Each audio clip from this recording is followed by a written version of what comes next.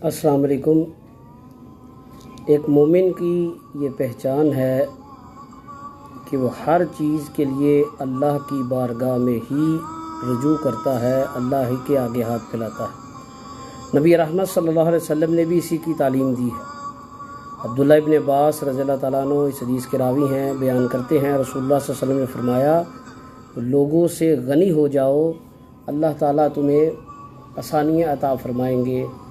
और आपने फरमाया छोटी से छोटी चीज़ भी अगर तुमने मांगनी हो, चाहे वो इस एक मिसवाक ही क्यों ना हो, वो भी अल्लाह से उसकी बाबत सवाल करो।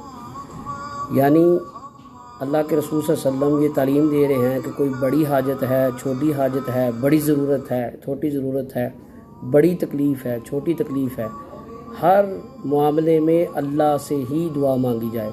अल्लाह ताला अमल की तौफीक अता फरमाए। अस्सलाम वालेकुम।